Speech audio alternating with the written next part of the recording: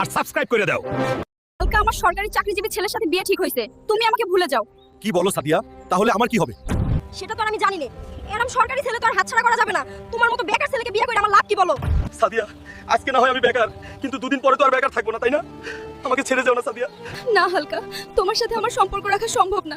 আমি এখন অন্য কারো হব, আমাকে আর খুঁজে বেরিও না। আজকে সরকারি চাকরি করি না বলে আমাকে ছেড়ে গেলি রে সাদিয়া। এর প্রতিশোধ আমি নিব 16 বছর পরে।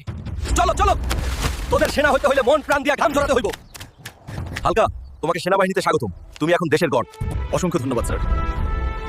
সাদিয়া, আমি বেকার ছিলাম বলে আমাকে ছেড়ে গেছিলে, এখন আমি সেনাবাহিনীতে আছি, এখন তো আর ফিরাই দিতে পারবা না।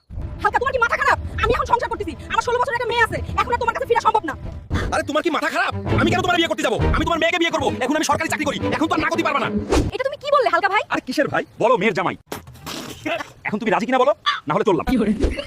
আচ্ছা দাঁড়াও হালকা ভাই। ওহ সরি, মেয়ের জামাই। দাঁড়াও, যাই না, আমি রাজি, তোমার সাথে আমার মেয়ের বিয়ে দিব। আইরে সাদিয়া, আর কত নিচে নাম্বা?